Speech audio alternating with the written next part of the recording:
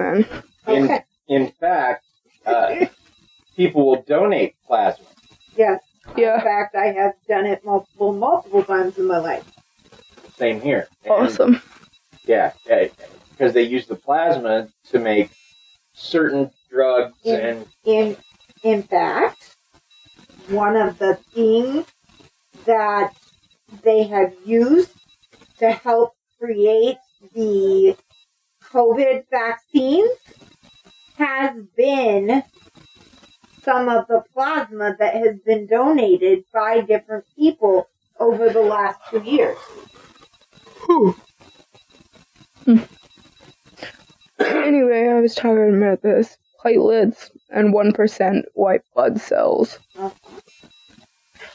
Of the white blood cells in blood, circulation neutrophils are the most abundant. Okay. Neutrophils.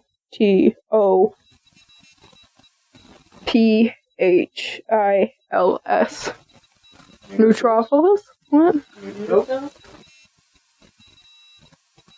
Anyway. That doesn't. Okay.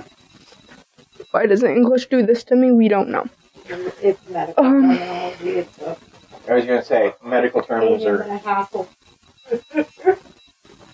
For white blood cells are necessary for pregnancy. Well, there you go. It is well known that white blood cells are important for a healthy immune system. What is less known is that certain white blood cells, called macrophages,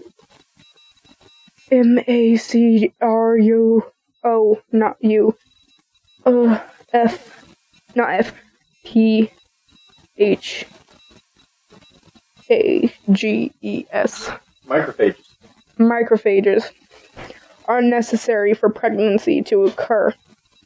Macrophages are prevalent in the reproductive system. Tissues, macrophages. Okay.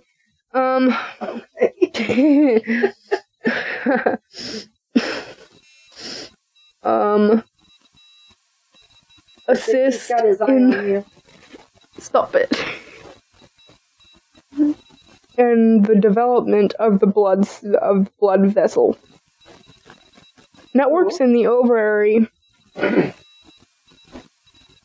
which is vital for production of the hormone Progesterone? I can't speak today. Progesterone, yes. Progesterone. Progesterone plays a critical part in implantation. Implantation, yes. You said that one right. Of embryonic. Embryo. Or the embryo. Embryo. In the uterus. Yes. Low. I know what uterus is. Yeah. Progesterone. Progesterone levels in inadequate embryo implantation.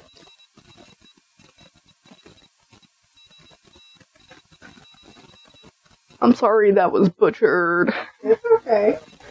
Okay, so long story short, you have to have these kinds of white blood cells in order to properly have a successful pregnancy. Yes. Okay.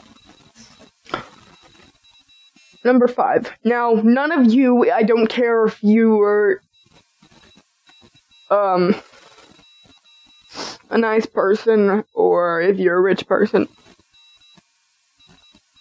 or greedy. Don't go killing people after this fact. Okay. Okay. Number 5. There's gold in your blood. Oh boy. Human blood contains metals atoms including iron, chromium, manganese. Magnesium. Well, it just said manganese. Manganese, yeah. Okay.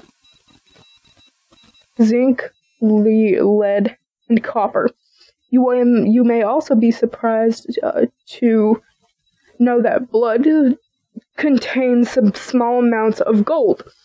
The human body has about 2 milligrams, or should I say 0.2 milligrams, of gold that is mostly found in the blood. Wow. Cool. That's the deal. So that's part of that $1.98 worth of chemicals. Right? I guess. No plus one fact today, I'm afraid. That's okay. That was a rough one. That was a rough That was one. a big undertaking. You did great. You went medical on that one, and that's always tough. 'Cause Yeah. medical terms are made up by people who like to say words that are 5 and 6 syllables long. Yeah. I Crazy. don't. I usually have people going, I don't know how you say those words.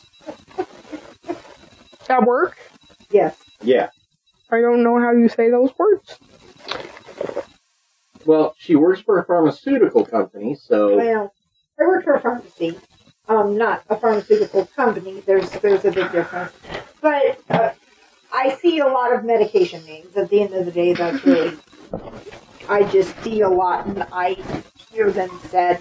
So, I don't know. In any case. Are you okay? Are you okay? No. I mean, a little. I can stick for this. I just... See, I think drug companies come up with the names of their product by, like, throwing several darts at different dartboards. Like, the first one is how many syllables your product name's going to be, like 3, 4, 5, or 6. And then the next few darts, you get different syllables. And so your product could be called follow, sir. Follow. Follow, foster. Yeah. Follow, faster. Because those are the syllables you hit. Don't give doctors ideas. So, you know. It's gonna get mixed up with philosopher. Follow, sir. Foster. Follow, foster. Anyway, point is, medical terminology is tough. That's my point. Yes, it is. So let's get into this week's story. Like I said, we're dealing with the Sam and Lindsey Porter case. So, first things first, like I like to do, I want to cover the basics. Who are the players? Who are the people involved? So here we go. Start with Tina Porter. Now, she's the mom. By all accounts, she loved being a mom. Worked for the Labor Department. Still does, in fact, from everything I could find out. And the people that she works with close ranks around her pretty hard. They protect her. Can you blame them? I mean, she's kind of been their mouth. No, I bet you don't blame them at all. She's very proud of her time as a mom, and while she was having difficulties in her marriage, she was doing her best to deal with a man who was succumbing to both alcoholism and drug addiction. Also, I've got to say, Tina is a lot stronger than I am. Yeah. Now, then there's Dan Porter. This is the dad. He worked for for a plastic factory for 20 years, the same company. In fact, that's where he met Tina. He was born in Trenton, Missouri, and he loved to hunt. He had a lifelong battle with alcohol and drugs, a battle that in 2003 and 2004 he was losing. Now let's talk about Sam Porter. He's the son. He was born August 27th, 1996. Sam was 7 years old at the time of his death and in first grade. He enjoyed playing basketball, he enjoyed the outdoors, and collecting Yu-Gi-Oh cards. Aww. He also liked playing with the family dog Bossy, which is their bulldog, and hanging out with people. He loved people of all kinds. Aww, poor boy. Then there's Lindsay Porter, that's the daughter, born July 13th, 1995. She also loved the family bulldog Bossy, loved dancing, singing, and being the center of attention. Oh my goodness. She loved sports and played many of them, but golf was her absolute favorite. At the time of her death, she was in the 3rd grade, also at Fairmont Elementary. She also loved animals. Me and her could be friends. But no. She'd be about the same age as well, a little younger than my kid, my older kid. So, yeah. Damn. Now, Excuse my language. the events. In 2004, Dan Porter, who was dealing with issues of addiction and alcoholism, That's when you leave. had held his wife, Tina, at gunpoint. Oh. An act that led to both criminal charges and divorce proceedings. As part of the conviction, he was not allowed to possess a firearm and was ordered to undergo anger management and treatment for substance abuse. Both very important things. Right. So on June 5th, 2004, Dan Porter, a man who had at one point had walked his children to school, picked them up from their mother's house for a weekend visit, just like he'd done before. Now, just before that, he had quit his job at the plastics factory.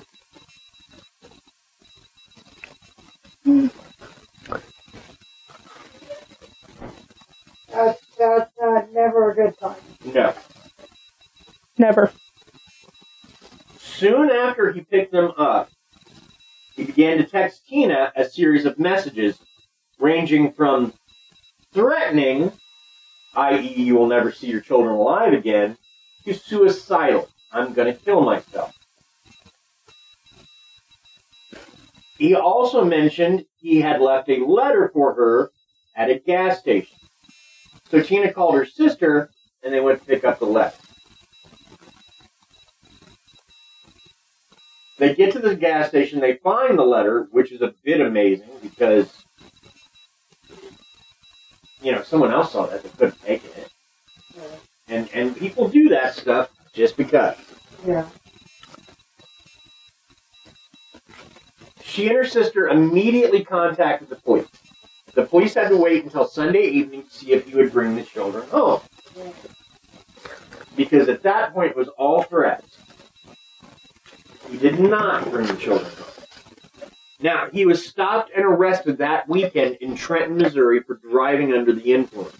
But he was released before the local authorities were aware that independent authorities were looking for him.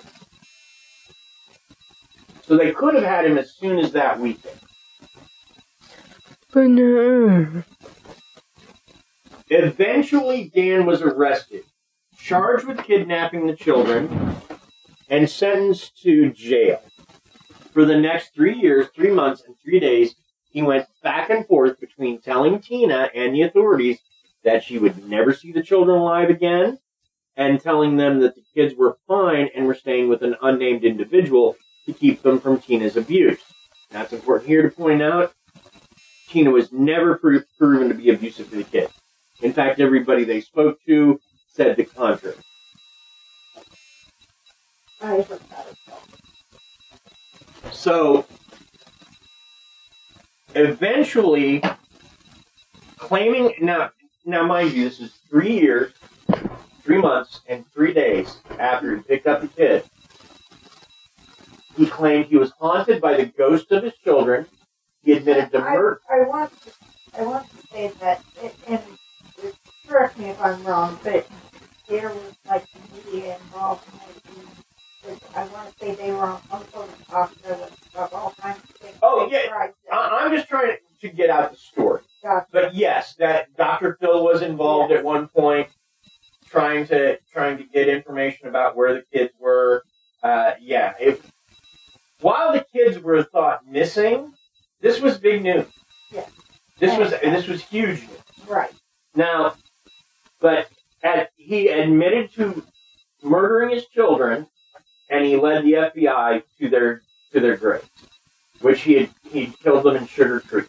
So, and that's why I've titled this episode "The Unthinkable," because I don't get it. I don't get it. I have had exes that I hated.